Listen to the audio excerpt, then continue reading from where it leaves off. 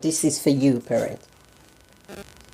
Make your children your best friend, your true friend, your loving friend, someone you can pour your heart to. And if you want to know, or you can do this, or you're lacking behind in this, continue watching. So thank you guys for coming back to my channel. If you're new to my channel, welcome.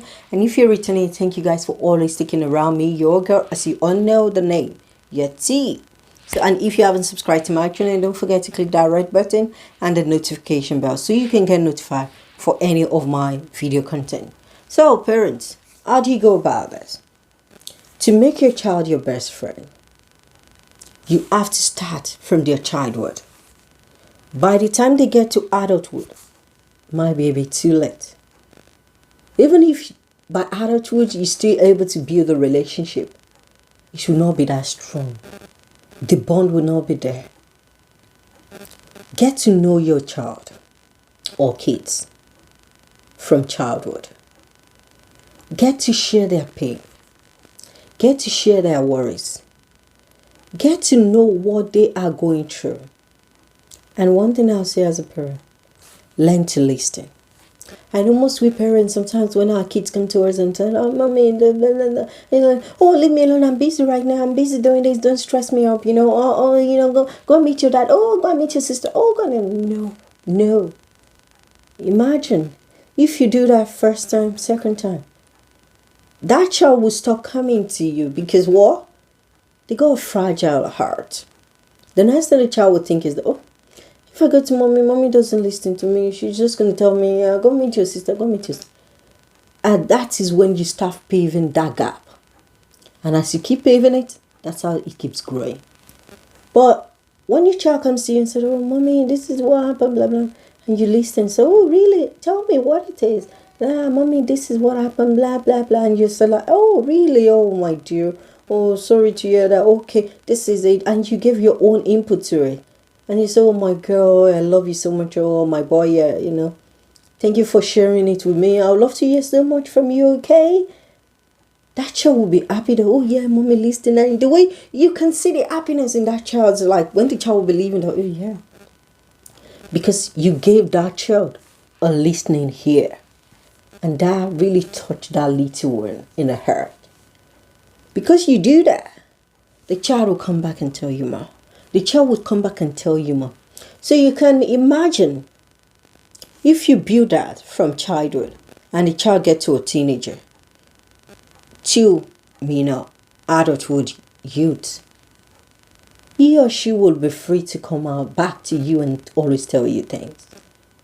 And one thing I will tell you parents, I know we all do this, but we need to learn. Most especially mamas. When your child comes to you and tell you, oh, this is the blah, blah, blah. The child comes to you to share something with you, most especially in the teenage ones, They come to you and share things. Maybe just to hear your opinion as a parent or as a mom. But you go to their dad and tell that, daddy, this is what she just told me, blah, blah, blah.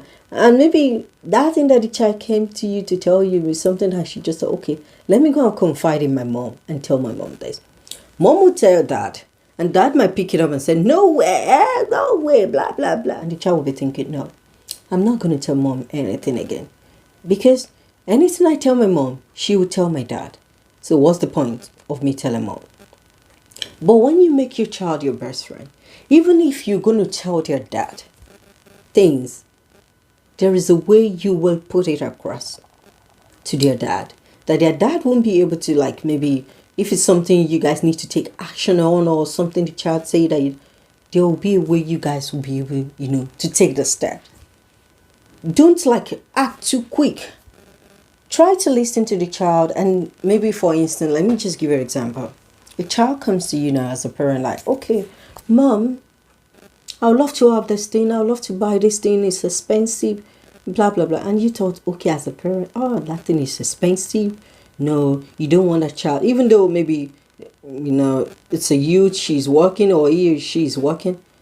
Instead of you saying, oh, no, don't buy it. Instead of you just, answer straight away that, no, you can't buy it. You can't have it. No, what you should do is you listen to that child And they say, okay, I'll think about it and get back to you. Let it, let that moment slide. Then you now call the child, oh, my dear, yeah, I've looked into what you say you want. Okay, this thing is expensive, but I got another idea for you. I got another one that is much better than that and is quite affordable. Always offer your child alternative. Don't just always say no, no, no. You want it? No. You want it? No. You want it? No. Try to give them ideas. Try to give them suggestions. Okay, if you think your child comes to you that, okay, mommy, daddy, I want to do this thing. Instead of you just telling them, no, you can't have that. No, you can't do that. Why can't you offer them another ideas or another suggestion? Why can't you help them out? They might be short of ideas just thinking of that one thing. But you as a parent might have so many thoughts and ideas in your head. Why can't you offer them that? Okay, why not do it this way? This will be much better. This will be more affordable. And the child might say, oh, really, mommy? Oh, really, daddy? I never thought of that. Okay, I will check that out. Imagine even most especially the teenage ones or the youth ones, coming to you and telling you something that, mommy, this is what I'm going through. This is this. And you as the parents say, no, you can't go through that. And this happens mostly in African communities. No, you can't do this. You can't do that. And parents, you started lashing out and in a high vocal. That is not going to help the child. That is not going to help the child. Sometimes learn to listen to them. When you listen, then you say, okay. You let that moment slide. You call the child back and say, okay, I heard what you said. I know, but this is not, the right thing to do. Why can't you do it this way? Why can't you take this action? Blah, blah, blah. I never said you should spoil your child and, rub their hearts. What? Not every time you lash the child. Not every time you scream and, say no to everything. Learn to give them alternatives. Learn to give them suggestions. Learn to give them ideas. Learn to give them another opinion of your own thought. So, I know as a parent, I will ask you a question. I want you to sit back, reflect back on your life. When you were a child, you parent, yes, when you're a child, what important part of your life did your parents miss out? Reflect back on something that happens to you that you think that, oh, I wish I can tell this to my mom. This wouldn't have happened to me. I wish I told my dad this thing. This wouldn't have happened to me. I wish I can open up to my parent. It's possible I don't go through this thing. It's possible this thing never happened. It's possible where I am. Just look at it. So now imagine if you're scaring your child away. If you're not close to that, if you're scaring that child away. Would that child be free to come to you every time to tell you things? Would that child be free to open up to you? No. How would you feel if your child opens up to a stranger but never opens up to you as a parent?